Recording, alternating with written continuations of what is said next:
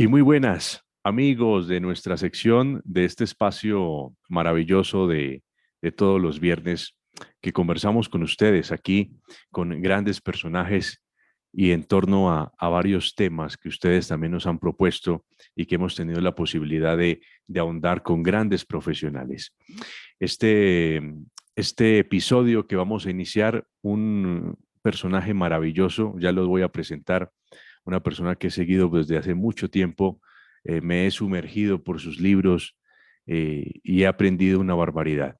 Pero antes de presentarlo, quiero que ustedes sigan, se sumen a esta transmisión, no solo a los que nos están escuchando en las más de 130 emisoras que tiene nuestra RCN en toda Colombia, sino también si quieren vernos, si quieren opinar, si quieren estar más de cerca con nuestro invitado y conmigo, por supuesto, nos pueden buscar en el canal oficial de YouTube como Pandemia Misterio. Pandemia Misterio. Así nos pueden encontrar en YouTube y podemos también conversar por ahí. Suscríbase, active la campanita, haga sus comentarios y comparta los contenidos. Es muy importante para seguir creciendo en esta familia del misterio.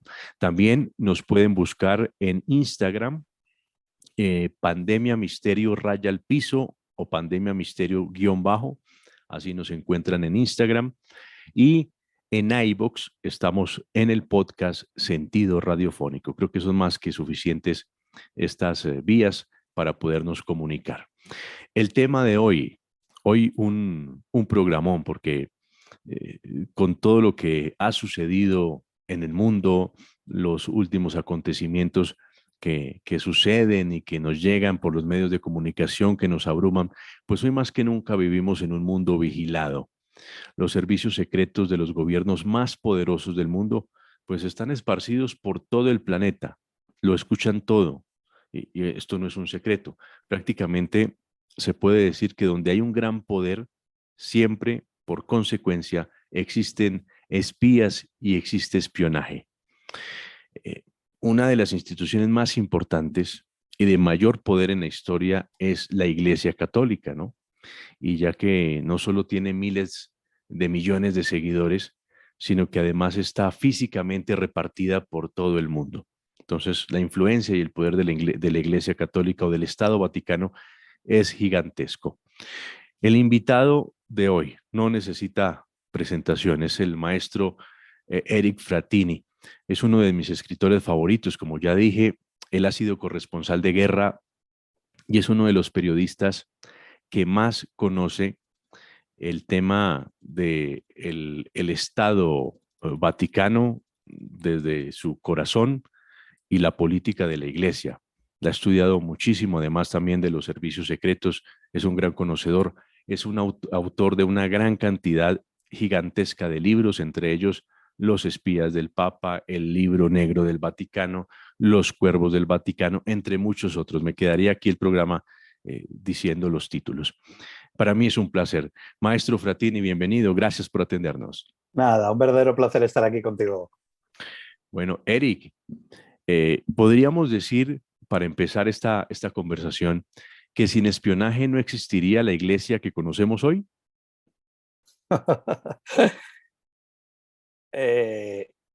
Y yo creo primero que sin diplomacia no existiría la iglesia de hoy. Yo, de todas formas, déjame precisar a tus oyentes, que además tú lo has explicado al comienzo de la introducción, ¿no? Yo nunca hablo de Dios, Dios me libre, ¿sabes? Yo no hablo de los conceptos puros de la doctrina católica, Dios me libre. Yo eso no hablo. Yo hablo sobre la historia del Estado Vaticano, que es un país como puede ser Estados Unidos, como puede ser Colombia, como puede ser, que es un país que efectivamente no podemos definirlo como un Estado democrático, ¿vale? Sí, de cierta forma, tiene los conceptos democráticos que tiene una nación, como una nación libre, pero que duda cabe que, bueno, pues que no tiene unos conceptos muy diferentes a los que tiene un país como Colombia, donde cambiáis al presidente mediante elecciones, o en España, etcétera, etcétera, ¿no? El jefe del Estado Vaticano, el último jefe del Estado, que fue Francisco, lo decidieron 115 ciudadanos vaticanos, que son los cardenales, electores. ¿no? Y efectivamente, antes que el espionaje, yo creo que lo que ha mantenido a la Iglesia Católica, al Vaticano, al Estado Vaticano, ha sido la diplomacia. Ellos son grandes maestros, ellos son los que han enseñado la diplomacia al mundo. Son los que han enseñado la diplomacia a España, a Francia, a Inglaterra, después a las naciones como Brasil, como Argentina, como Colombia. Ellos son los grandes maestros de la diplomacia. Mira, déjame decirte que un monseñor, un obispo, que es muy amigo mío, un día hablando de esto, ¿no? Y él me dijo, Eric, te voy a decir una cosa. ¿Tú sabes cuándo nació la diplomacia vaticana? Y le digo, pues no, monseñor, ¿cuándo nació?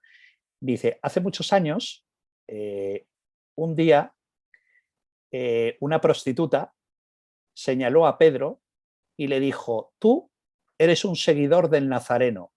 Y Pedro respondió, ¿a qué se refiere? Dice, esa noche nació la diplomacia vaticana. Y es un gran ejemplo. Y efectivamente, ahí nació realmente la diplomacia vaticana. Son los grandes maestros de la diplomacia. Claro, pero cuando se ostenta un gran poder, como lo tiene la iglesia, y lo ha tenido, algunos dicen que la iglesia como tal, como lo hemos conocido, pues ya ha llegado a su fin y hay una transformación en esta institución, pero lo cierto es que la influencia desde hace muchos siglos de la iglesia es abrumadora. Sostenerse con ese poder, pues no solo la diplomacia ayuda, ¿no? Pero también se necesita saber algo más y estar informados. Y ahí es donde nace esa red. ¿Cómo podríamos explicar desde cuándo conocemos o desde qué época se remonta el espionaje del Vaticano? Eh, Antes de entrar en este tema, te digo por qué tiene tanto poder el Estado Vaticano. El Estado Vaticano, tú piensas que es un señor vestido de blanco que cuando da un mensaje, ¿vale?, le llegan 1.800 millones de personas, que son los católicos que según el anuario pontificio hay en este momento en todo el mundo, repartidos en todo el planeta. Dentro de esos católicos, de esos 1.800 millones, hay jefes de Estado, jefes de gobierno, ministros, presidentes de bancos, que se lo toman diferente el mensaje. Hay algunos que se lo toman al pie de la letra y hay otros pues, que se lo toman pues, un mensaje más que da el líder de la Iglesia Católica. Pero son gente, es un estado que es muy pequeñito, es un estado de muy pocas hectáreas, en el corazón de Italia, pero es un estado que tiene mucha influencia política.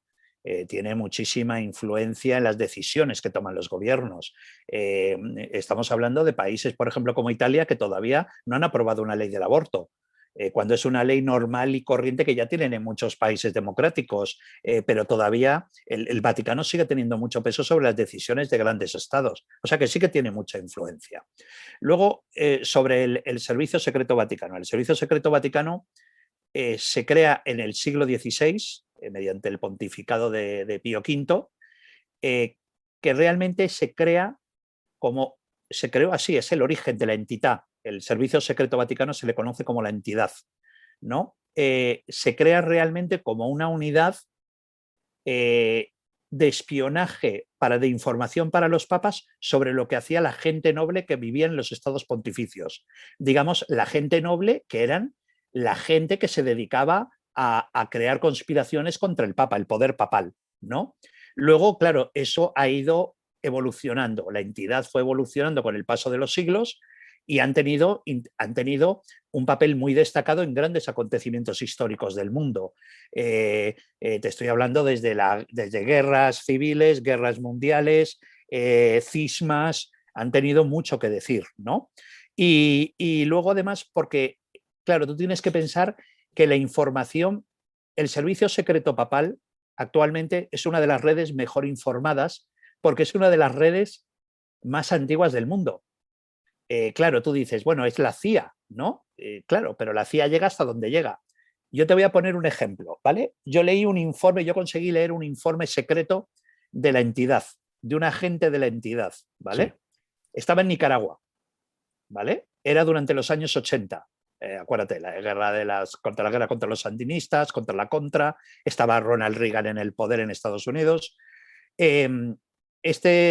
Un sacerdote de un pueblo perdido de Nicaragua escribía un informe a su arzobispo diciéndole, monseñor, le informo que en un pueblo cercano, ha habido un ataque de lobos a unos corderos, se han matado a todos los corderos y estamos intentando hacer una colecta para recaudar fondos para comprarle corderos a este pobre granjero que ha perdido a todo su ganado, ¿no? También tengo que decirle que nuestros varios sacerdotes no hemos podido dar misa en tal pueblo, tal pueblo, tal pueblo y tal pueblo, porque está tomado por el ELN y por el Ejército Sandinista de Liberación Nacional y por lo tanto no hemos podido ir a dar misa. Esa información el arzobispo la mandaba a la Secretaría de Estado del Vaticano, que la compartía con la Secretaría de Estado de Asuntos Exteriores y con la entidad. Y la entidad compartía esa información con Brzezinski, que Brzezinski era uno de los asesores más poderosos de Ronald Reagan para la política centroamericana. Claro, tenían una red de información y esto te estoy hablando en todos los países del mundo donde la Iglesia Católica tiene presencia a través de los sacerdotes, que muchos de esos informes pues es más relacionado con el mundo católico, con el mundo de los sacerdotes pues, que han dado misa, que están haciendo una colecta, pero también información privilegiada y estratégica, porque encima es como yo digo, es el espionaje más importante, que es el espionaje, lo que le llaman Humint en el mundo del espionaje, que es la información recolectada por un ser humano. ¿Vale? No por señales, no por un satélite, no por, es decir, por la persona que estás en el terreno, en la selva de Colombia, recopilando datos. Pues esa información es mucho más valiosa porque es cosas que tú has visto. Claro. Y es información de primera mano. Claro, eso imagínate a nivel planetario. Si es que hay iglesias católicas en todas partes del mundo. Ríos de información. Claro, que llegan a la Secretaría de Estado, que se comparte con la entidad y la entidad la comparte pues con servicios de inteligencia aliados. En este caso la CIA durante los años 80. Bueno, y estamos hablando de los años 80, esa situación de la iglesia en Nicaragua y a propósito de lo que está sucediendo hoy en día, ¿no? También las difícil momento que vive la iglesia católica en Nicaragua y en otras partes del mundo, ¿no? Es muy complicado. Es muy complicado, es muy complejo. Pero, Eric, ¿por qué los agentes del Vaticano, porque pues un agente puede ser hasta un mismo sacerdote, como usted nos lo explica, en una humilde parroquia de un pueblo perdido en un país, ellos no tienen la preparación especial como los de la CIA o los agentes de la KGB, sin embargo son los mejores, dicen, son los mejores por esa red, ese entramado tan fuerte que tienen. ¿Por qué podríamos decir esto? Porque están siempre en el terreno y tienen la confianza de la comunidad. Efectivamente, claro. Y luego además tú piensas que existe existe la confesión, donde los sacerdotes en una aldea en Nicaragua están recibiendo información constante de por qué no han podido acceder a la iglesia, porque es información vital, es una información vital. Claro, se han dedicado, la Iglesia Católica se ha dedicado desde el año cero de nuestra época, de nuestra era, a crear una red que sería imposible para un servicio de inteligencia como puede ser el MI6 británico o la CIA estadounidense o el FSB, el Servicio Federal de Seguridad ruso. O sea, es que sería imposible crear una red como la que ha creado el Vaticano. Tú sabes la ingente cantidad de información que llega día a día al Vaticano, es espectacular, pero estamos hablando de iglesias que están en Mali, en unas zonas islámicas, en Sudán, en Colombia, en Nicaragua, en Argentina, en Brasil, en España. Claro, es una información ingente de cantidad de información que llega día a día, porque todos los días llega información privilegiada. Claro, hay mucha información que yo le llamo, se llama información de paja, de heno, ¿sabes? Que es información que no vale la pena, pero luego hay mucha información estratégica muy importante. Yo, por ejemplo, en El Salvador leí el informe que crea el Servicio de Inteligencia Vaticano sobre Monseñor Arnulfo Romero, donde el Servicio Secreto Vaticano le dice al Papa, a Juan Pablo II, que probablemente a Monseñor Romero lo van a matar si no se hace algo, porque están detectando informaciones fíjate, de oficiales del ejército salvadoreño que se han confesado con sacerdotes y que les han llegado a decir que probablemente el objetivo próximo va a ser Monseñor Romero. El Vaticano en ese momento no hizo absolutamente nada. ¿Y qué pasó? Pues a Monseñor Romero lo matan. Y lo mata un comando de extrema derecha. Entonces, claro, es información vital, es información única que otros servicios de inteligencia no tienen. Cuando tú me dices ¿qué preparación tiene un agente del Servicio Secreto Vaticano? Es hacer teología.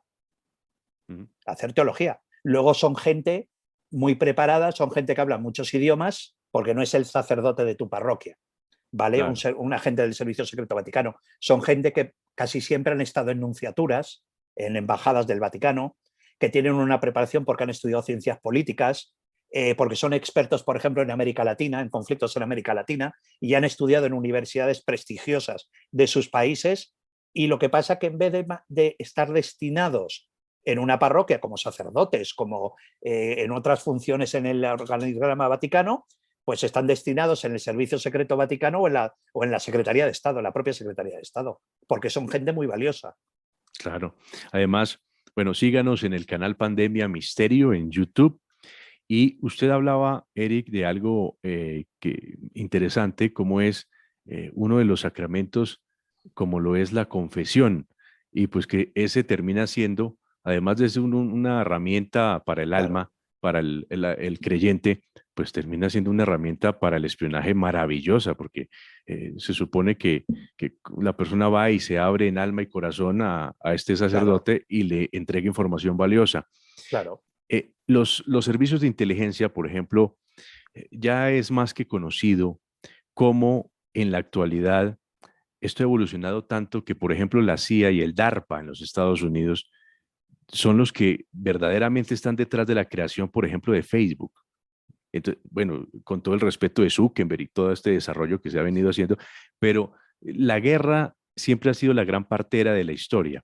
Y entonces aparece esta red social, Facebook, donde todo el mundo va y se toma una foto y me dice, estoy en las playas de Copacabana, estoy en Madrid. Información, es Esto, información única. claro, Claro.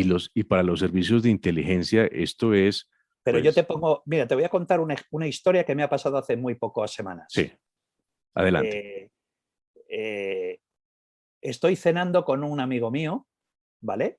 En un restaurante en Málaga, una ciudad al sur de España, una ciudad turística, ¿vale? Lindísima, bellísima. Sí, estábamos cenando y él me cuenta, fíjate, él me cuenta que se ha comprado una casa prefabricada, una casa de estas de madera finlandesa, ¿vale? Una casa de madera porque se ha comprado un terreno en una zona de España y va a instalar la casa ahí. Y yo le cuento, pero son bonitas, sí, además le puedes poner un pozo negro y le puedes poner aislamiento y lo puedes hacer lo grande que quieras. Y le estuve haciendo preguntas, pero nada más, porque no me interesa, te iba a decir, perdón, no me interesa un carajo las casas prefabricadas, ¿no? Eh, bueno, al día siguiente, para que tus oyentes alucinen, al día siguiente abro mi cuenta de Yahoo, yo tengo cuenta en Gmail y en Yahoo. Sí, sí, no te rías. Abro mi cuenta de Yahoo y tenía ofertas de 2 empresas internacionales de casas prefabricadas, de si quería comprarme una casa prefabricada. Es Increíble. decir, claro, ¿qué pasa? Yo no había tapado el micrófono, pues yo hago como hacemos todos cuando te vas a cenar a un restaurante, dejas el teléfono encima de la mesa por si te mandan un mensaje, lo que sea. Pues yo hice lo mismo y estuvimos hablando de casas prefabricadas. Pero a partir de ahí, yo te quiero decir, claro, estábamos hablando de casas prefabricadas, pero imagínate que yo te empiezo a preguntar, oye, ¿y esto del tráfico de armas, qué te parece? ¿Y cómo está? Eso fue una cosa que me pasó a mí hace unas semanas. Por ejemplo, otra cuestión, que tú me hablas de Facebook. Mira, en el año 2001, tú sabes que yo fui uno de los primeros periodistas internacionales en sacar una biografía de Osama Bin Laden. Así es. Fue un libro, ¿vale? El atentado fue el 11 de septiembre del 2001 y yo lanzo mi biografía, incluso contando el ataque, cómo se había organizado el ataque por células el 11 de septiembre y mi libro apareció a primeros de noviembre. Ok. Yo durante el ataque del 11 de septiembre, después del ataque del 11 de septiembre, claro, yo me metí en Google. Google es una compañía americana, ¿ok? Yo, claro, mi búsquedas en Google, pues te puedes imaginar. Ayman al-Zawahiri, Mohamed Atef, Osama Bin Laden, Al-Qaeda, célula islámica, célula de ataque, World Trade Center. ¿Qué pasa? Un día, bueno, yo cierro mi ordenador y me vuelvo a meter en mi ordenador. Abro Google para continuar buscando información y de repente se me cierra toda la pantalla y me aparece una pantalla de la Agencia de Seguridad Nacional de los Estados Unidos, la NSA, donde me decía, hemos detectado palabras relacionadas con ataque terrorista. Clique usted aquí para responder a estas preguntas. Y con una normativa federal, me venía abajo, con una normativa federal indicándome las leyes americanas que yo violaba si no respondía a ese cuestionario. Claro, yo podía haber dicho, claro que muchos de tus oyentes me habrán dicho, ¿por qué no lo mandaste a la mierda?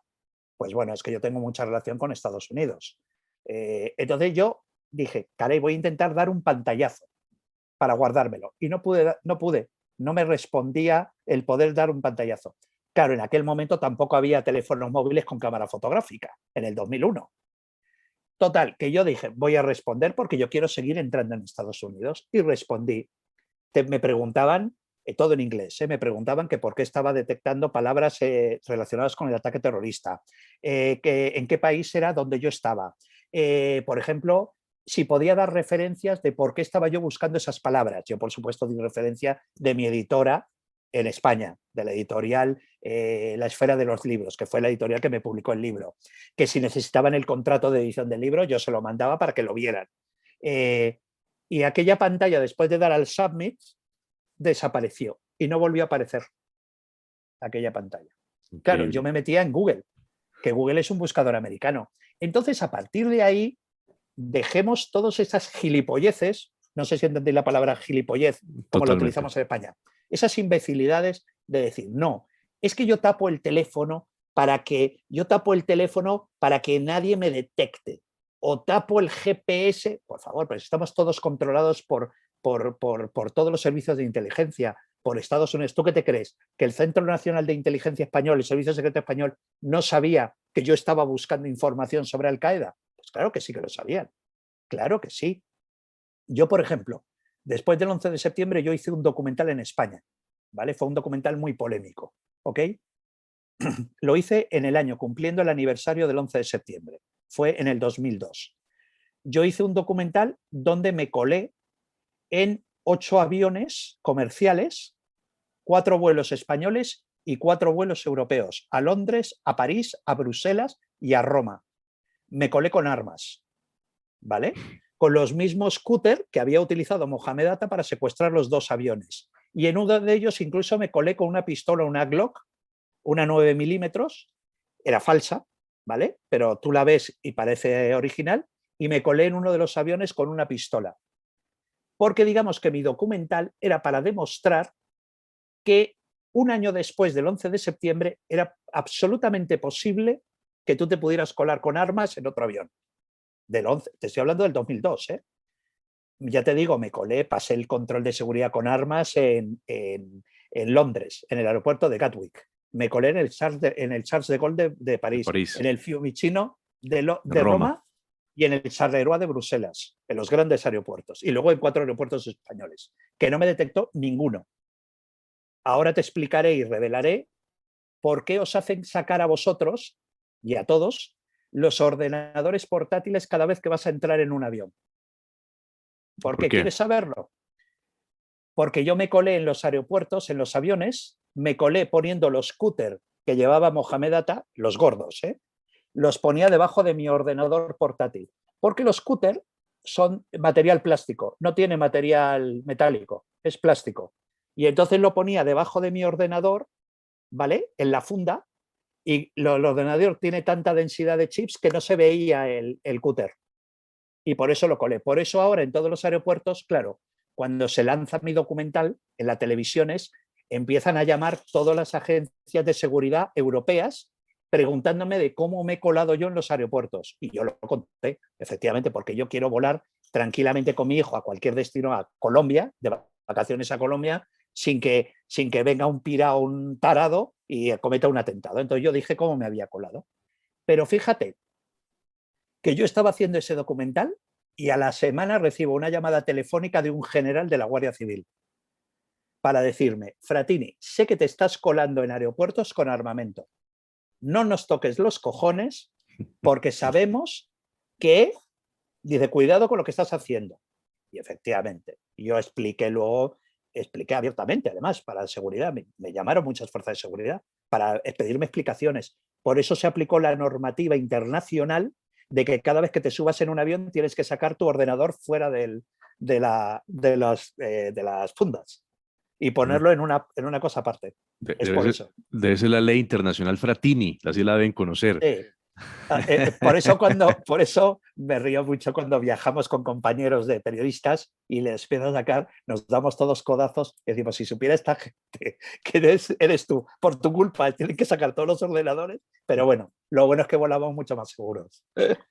Eric, hace pocos días me encontré un libro que no es de usted, pero lo quiero traer a colación porque eh, tiene que ver con todo lo que estamos conversando. Se llama La Era del Capitalismo de la Vigilancia, que es escrito por una docente, una profesora norteamericana, y es prácticamente que las democracias, como las conocemos, están en grave amenaza de existencia o están en una heridas de muerte precisamente porque todo lo escuchan, todo lo ven y es muy difícil entonces que exista privacidad y respeto de los derechos como se conocían, ¿no? A ver, estás hablando con una persona que no me importa que me escuche. Bien es cierto porque vivo en una democracia, ¿sabes? Si viviera en la mierda de país de Nicaragua, cuando tienen ese gobierno de mierda, ¿sabes? Que es un gobierno dictatorial, pues hombre, siendo periodista sí que me influiría, ¿sabes? O en Venezuela, ¿sabes? Que hay un Claro. dictador, pues sí que me preocuparía. A mí no me preocuparía si vivo en Colombia, que es sois una democracia, o en España, que sí, que efectivamente tenemos nuestros puntos oscuros, como todas las naciones democráticas, pero bueno, hostia, bien es cierto que en México los matan, bien es cierto, pero bueno, pero es decir, que vivimos en democracia, es decir, que podemos ejercer, o por lo menos, entre comillas, podemos ejercer más o menos libremente nuestra profesión, ¿vale? Pero qué duda cabe que estamos todos vigilados. Es decir, cuando ya es una materia policial, el saber que tú digas, no, no, yo jamás estuve en Medellín en esa fecha. ¿Cómo que no? Si le hemos detectado por su compañía telefónica, por un repetidor, que Mm. sabemos que su teléfono, usted y su teléfono estuvieron en tal calle, porque estuvo aproximadamente cerca de un repetidor. A partir de ahí estamos todos, absolutamente todos, estamos vigilados. Cuando tú te metes en Internet, mira, ahora hace poco he vuelto de Nueva York, que tenía que trabajar en Nueva York, ¿no? Y he ido con mi hijo, que tiene 25 años. Bueno, pues cuando hemos llegado a Nueva York, a mi hijo entra primero a la Homeland Security, la Unidad Federal de Seguridad de la Patria de Estados Unidos, da su pasaporte, pone las huellas dactilares sobre un lector y cuando él se va y me toca mi turno. Y entonces pone mi pasaporte y dice, no, usted no hace falta. Me tienen totalmente localizado. O es muy Claro, famoso. ¿saben? Sí, no sé si el tipo leía mis libros, no lo sé, pero el tipo él me dijo, no, no, es que a usted no nos hace falta. Ya sabían quién era, Claro. ya sabían quién era. Mira, me pasó estaba preparando un reportaje en Londres sobre la historia del MI5, el Servicio de Seguridad Británico, porque estaba documentando una novela que escribí sobre el atentado de Londres. Era una novela, era ficción, ¿no? Pero yo soy muy dado a ir a ver los sitios para saber exactamente cómo situar a mis personajes en la ficción, ¿vale? Si hay una cafetería enfrente, ¿cómo se llama? ¿Qué tipo de platos sirven? Porque ahí es donde muevo los personajes. Bueno, iba también con mi hijo, ¿vale? Era más pequeño, no tenía 25 años, era mucho más pequeño.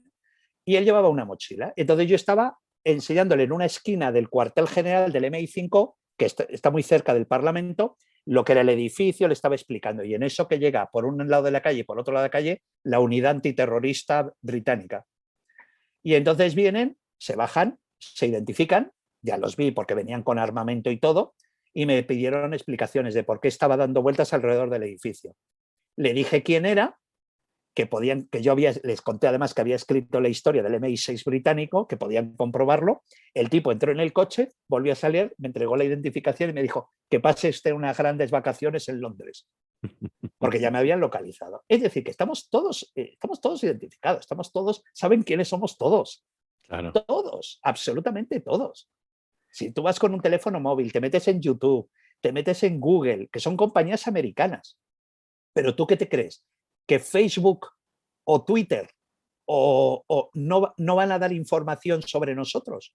Pues claro, pero también porque los terroristas también están digamos, intentando avanzar mucho más rápido que eso para que no los detecten. Por ejemplo, yo hice público un sistema de comunicación entre ellos. ¿Cómo era? Muy sencillo. Si yo te mando un email desde mi cuenta de Gmail y tú abres tu mail, a ti ya te van a detectar que has abierto un email, ¿vale? Y la comunicación que ha habido entre tú y yo. ¿Cómo hacían? Yo cogía, escribía un email a ti diciéndote, querido amigo, vamos a cometer un atentado, un ataque terrorista en no sé dónde. ¿Te parece? Vale, no te lo mandaba, lo metía en borrador. Y yo lo único que te transmitía a ti era la clave para entrar en la cuenta. Tú entrabas en la cuenta, entrabas en borrador y leías el mail y lo borrabas.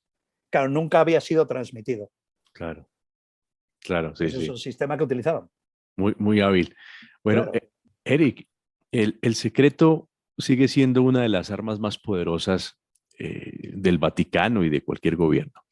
El presidente de Estados Unidos, recordará usted, de Eisenhower, ese muy conocido en la Segunda Guerra Mundial, pues dijo que una vez, bueno, le preguntaron, creo que sobre la CIA, y él dijo que lo que hace la CIA es mejor no explicarlo, sino mantenerse uno al margen.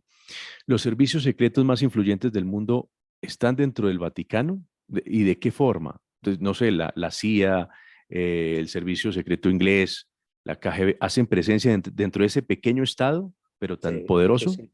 Sí, sí. Mira, yo escribí un libro que ha tenido muchísimo éxito, creo que en España voy por la quinta, sexta edición, que se llamó El Libro Negro del Vaticano, las estrechas relaciones entre la CIA y la Santa Sede. Ujú. Y te cuento todas las relaciones que ha habido desde históricamente, desde los años 40, en la época de Pío XII, hasta el nombramiento de Francisco. El libro termina con el nombramiento de Francisco. Todo con documentos, documentos desclasificados, donde, bueno, pues es toda la intervención de la CIA con respecto al Estado Vaticano.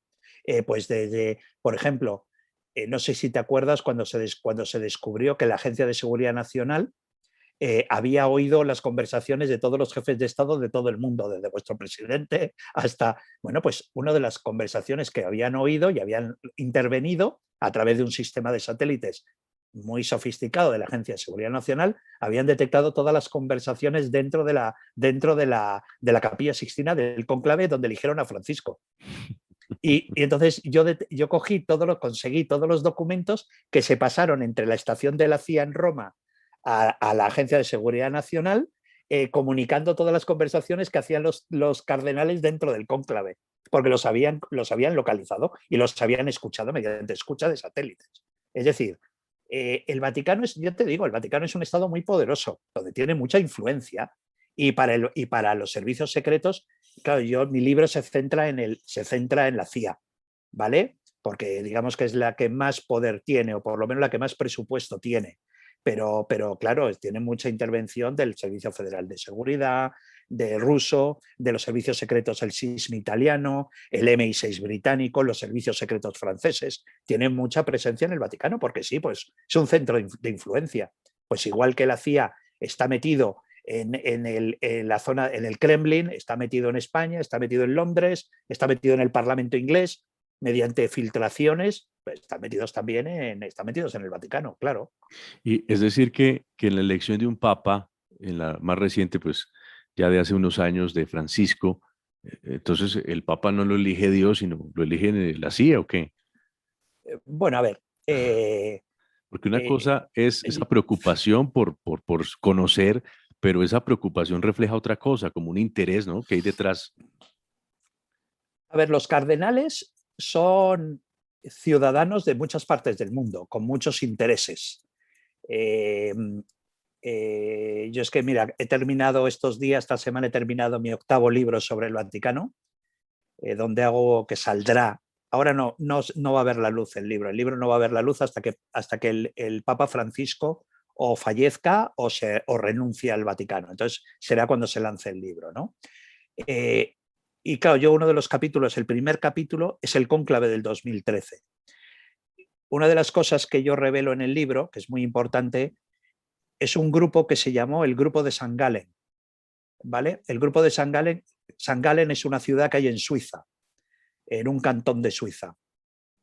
Ahí se reunía un grupo de cardenales, todos del sector liberal, lo que conocen como extrovertidos, ¿vale? Que son seguidores de Bergoglio, digamos que se reunieron comenzaron a reunirse en el año 96, en 1996, donde era como una especie, para que lo entendáis, como una especie de Bilderberg, ¿vale? De grupo Bilderberg, un grupo de influencia, un think tank, para que lo entiendas, ¿vale? Donde se reunían cardenales electores, es decir, cardenales menores de 80 años que van a entrar en el cónclave para votar. Porque, si no lo saben tus oyentes, a partir de que cumples 80 años, sigues siendo cardenal, pero no puedes entrar en el cónclave a elegir al nuevo papa, ¿vale? Entonces son cardenales electores. Se reunían en esta ciudad grupos de cardenales electores con la idea de crear un grupo de presión en el cónclave del 2005 con la intención de que fuera elegido un papa liberal, ¿vale?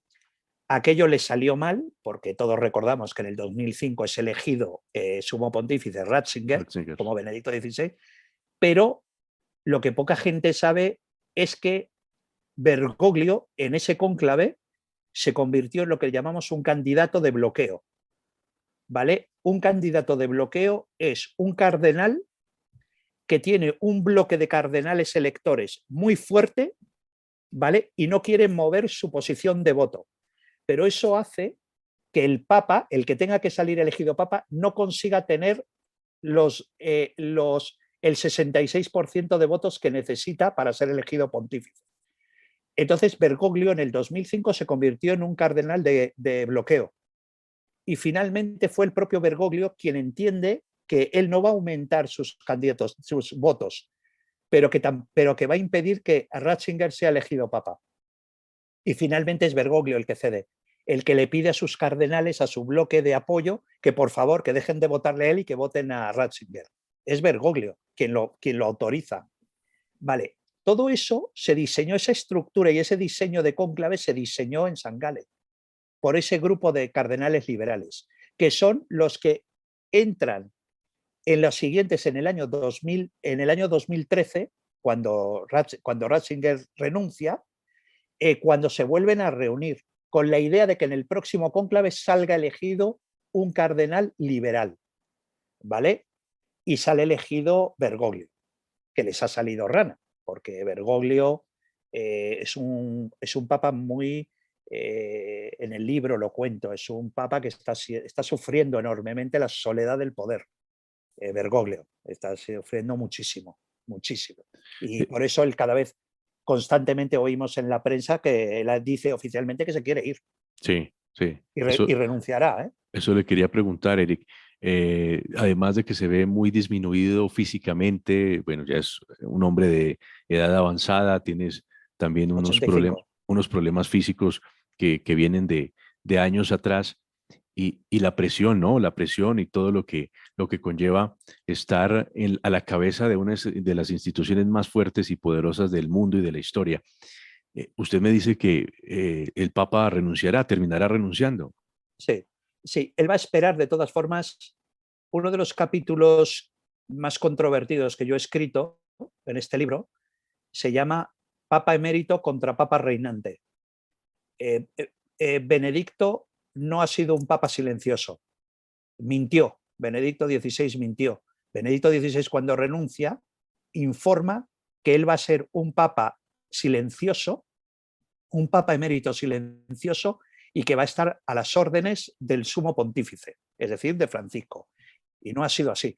Las guerras han sido atroces. Las guerras entre introvertidos, los seguidores, el sector conservador de los cardenales, contra los extrovertidos, los seguidores de Bergoglio, han sido brutales, con campañas en prensa para contaminar, para menoscabar el poder papal de Francisco.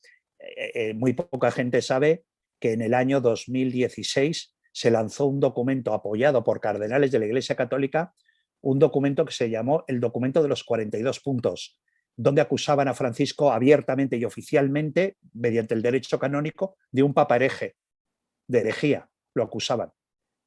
Cardenales de la Iglesia Católica. Te estoy hablando del cardenal Raymond Burke de Estados Unidos, del cardenal Robert Sara de Guinea Conakry, del cardenal Gerhard Müller de Alemania.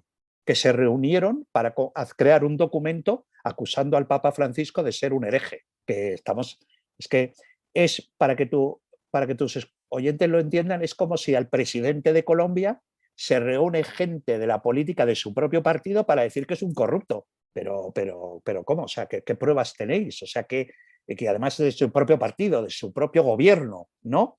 Esto es igual, pero claro, estamos hablando al líder de la Iglesia Católica que lo están acusando de herejía, oficialmente. Intelectuales católicos y sectores de la Iglesia, de la curia. Y luego Francisco tiene un problema. Es que Francisco llegó al Bergoglio, perdón, no Francisco, Bergoglio llegó al poder pontificio con una idea muy peronista, es decir, una idea de que él quería cambiar a la Iglesia Católica. Pero es que la Iglesia Católica es la doctrina y la doctrina no es tan fácil de cambiar. Es decir, es como si de repente a mí me nombras papa y yo digo, no, es que quiero cambiar los 10 mandamientos. Pero ¿usted cómo va a cambiar los 10 mandamientos? Sí, los sacramentos. A partir de ahora el bautizo no va a ser un sacramento. Pero ¿usted cómo dice eso? Es que no es tan fácil, no es tan sencillo que usted pueda hacer eso. La doctrina no es tan fácil de cambiar. Luego, además, el Papa ha llegado con una misión importantísima. Recordemos que Benedicto XVI renuncia por el caso Batilix, el famoso caso Batilix. Yo publiqué un libro muy famoso, Los Cuervos del Vaticano, que he recibido además cantidad de demandas en Italia por gente que yo cito en ese libro, donde yo revelaba documentos de desfalcos por parte de la curia romana. Y claro, Benedicto XVI en ese momento descubre que tiene 85 años, él ahora tiene 96, cuando él renuncia tiene 85 años y él descubre que él es incapaz, porque es muy anciano, de cambiar la estructura de la Iglesia, la estructura financiera de la Iglesia. Entonces, él sabía que el Papa que llegaba, que era Francisco, que llega con 75 años, tenía que cambiar eso. Y Francisco lo ha intentado y creo que lo ha conseguido. Pero eso no quita que ha recibido enormes... yo, por ejemplo, en el libro te cuento un caso brutal, te cuento. Él crea en el año 2014, un año después de ser elegido Papa, él crea la COSEA, COSEA, que es el acronismo de la Comisión Pontificia para la Reestructuración Económica y Financiera de la Santa Sede, ¿vale? Eso es lo que más o menos te dice la COSEA. Ok. Él crea esa comisión con 6 cerebros financieros europeos, que son gente de las finanzas, del mundo financiero, que tienen orden expresa del Papa de rectificar y de investigar toda la corrupción financiera del Vaticano. No te pueden imaginar la cantidad de casos que he descubierto.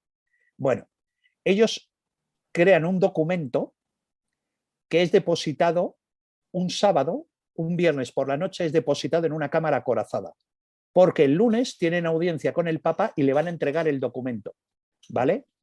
El sábado por la noche entran 3 hombres con sopletes, revientan la cámara acorazada y roban el documento.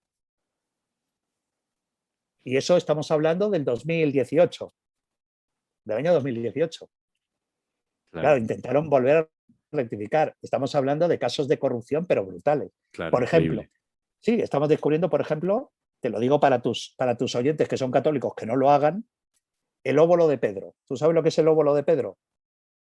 Es uno de los grandes negocios del Vaticano. El óbolo de Pedro es la monedita que tú depositas en el cepillo, no sé si en Colombia le llamáis cepillo, el cestito que te pasan después de la misa. Sí, claro. ¿Vale? Tú depositas $1, ¿vale? Ese dólar, el 50% se lo queda la parroquia para sus gastos de la parroquia, ¿vale? Y el otro 50% se entrega al arzobispo o al cardenal primado de Colombia para que lo entregue una vez cada 6 meses al sumo pontífice, ¿vale? Ese dinero solamente puede ser utilizado para obras sociales, para obras de caridad, para los pobres, ¿vale?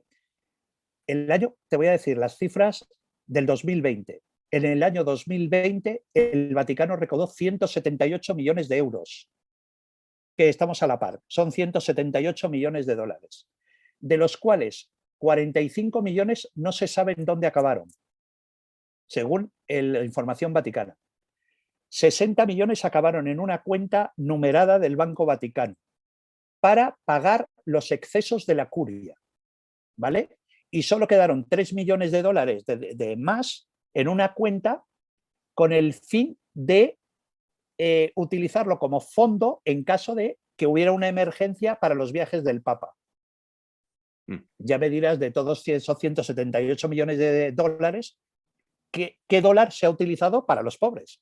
Ninguno. Insólito, Por eso te digo increíble. que mi libro va a levantar ciertas ampollas. Por eso te digo que mi libro solo puede salir a la venta cuando Francisco se haya ido. Eric, ¿qué está esperando el Papa para renunciar? Punto uno, que fallezca Benedicto. Francisco ya lo ha dicho, que no va a permitir, porque él ha sufrido mucho con Benedicto. Francisco ha sufrido muchísimo en el pontificado con Benedicto porque Benedicto ha sido muy intervencionista en la política papal. No se ha ido y se ha jubilado. Es un tipo. Yo no sé si el propio Benedicto o los que rodean a Benedicto, ¿vale? Que lo han utilizado como títere como arma arrojadiza contra Francisco, ¿vale? Que eso puede ser, ¿eh? Además estamos hablando de Benedicto tiene 96 años. Va a cumplir ahora 96 años. Es decir, es un hombre que ya no está muy por la labor.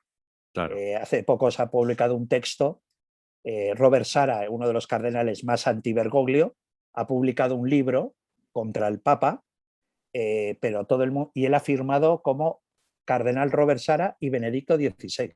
Y todo el mundo le ha dicho que nadie se cree que Benedicto XVI con 96 años haya escrito un libro, porque es un hombre que ya está, es un intelectual, Benedicto XVI es un intelectual, pero es un hombre de 96 que ya no está capacitado para discutir sobre doctrina, ¿vale?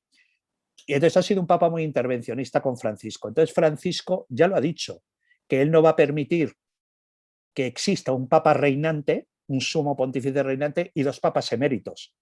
3 papas moviéndose por el Vaticano. Pero bueno, incluso se habla, la posibilidad, Francisco ya lo ha presentado como una posibilidad, es obligar a los papas a renunciar al pontificado una vez que alcance la edad de 90 años. Que tú dirás, bueno, 90 años que ya se están muriendo, efectivamente, pero es que en el Vaticano no. En el Vaticano, recordemos a Juan Pablo II, al pobrecito, soltando la baba, porque estaba ya muy enfermo y lo seguían sacando al pobre hombre a dar misa, Claro. pobre. Entonces, la idea que se tiene es crear, pues igual que con 80 años, tú ya no puedes entrar en un cónclave como cardenal, pues que con 90 años tú tengas que abandonar la silla de Pedro, la cátedra de Pedro. Pero Francisco no va a renunciar antes de que muera Benedicto. No sé cuántos años le quedan a Benedicto, tiene 96 años. Luego, a partir de ahí, creo que Francisco tiene muy claro que él no va a tener tiempo suficiente para llevar a cabo toda esa revolución que está llevando a cabo en el Vaticano, que ya lo han comparado con la perestroika de Gorbachev, ¿vale? Como movimiento. Él sabe que no le da tiempo, pero él, ¿qué está haciendo? Está maniobrando, está creando un cónclave a su imagen y semejanza, ¿vale? Él ha creado consistorios, los consistorios son las reuniones en las que el Papa nombra a cardenales, ¿vale? Para dejar organizado un futuro cónclave con personas cercanas a su pensamiento. Es más, el día 27 de agosto, es decir, en 3 días, hay un nuevo consistorio donde él nombra a 16 nuevos cardenales, de los cuales solo hay un italiano. Y este italiano es un cardenal, va a ser un cardenal de 42 años, que es misionero en Mongolia, que tiene su mismo pensamiento, ¿vale?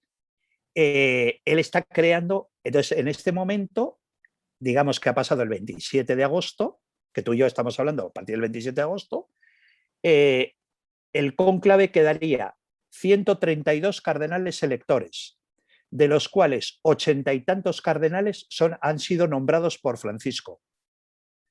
Creo que son 18 nombrados por Benedicto y 6 creo nombrados por Juan Pablo I, por Juan Pablo II, perdón. Entonces ya te das cuenta que él ya está manejando el cónclave con gente de su ideología y de su posicionamiento doctrinal para que cuando llegue el momento de elegir al nuevo papa, el nuevo papa que salga elegido, el 267 papa de la Iglesia Católica, sea una persona que continúe con su línea de papado. Pero él ya está preparando eso, antes de irse. Increíble, increíble. ¿Y podemos saber el título del libro o no? Nada. Sí, el libro te lo digo, el libro se llamará Cónclave, la Iglesia después de Francisco. Y ya te digo, es un libro que empieza en el 2013 y acaba en el 2022, por ahora, porque claro, el libro no está cerrado, porque yo tengo que ver a ver qué va a pasar, ¿sabes? Claro. Entonces el capítulo 12 no está escrito y estamos a la espera de a ver qué va a pasar. Pues es una charla muy agradable con un gran intelectual que admiro mucho, el maestro Eric Fratini. Recuerden que nos pueden seguir en YouTube, Pandemia Misterio en YouTube. Yo creo que de aquí, de esta entrevista, van a salir ya muchos titulares porque me está dejando con mucha información que no sabía, Eric. Y de verdad le agradezco muchísimo porque ha Nada, sido un placer esta velada, esta conversación y además de deliciosa, muy reveladora. Eric, le agradezco inmensamente, nos deja pues muy pensativos, pero con mucho ánimo de seguir investigando y de seguir leyéndolo a usted. muchísimas gracias a todos y bueno, y por supuesto el libro llegará a Colombia porque te lo va a preguntar mucha gente. El libro va a llegar a Colombia a través de Planeta Colombia, de la editorial Planeta Colombia, que lo va a publicar seguro ahí en Colombia. Maestro, don Eric, muchas gracias. Un abrazo. Gracias a vosotros. Un abrazo muy grande.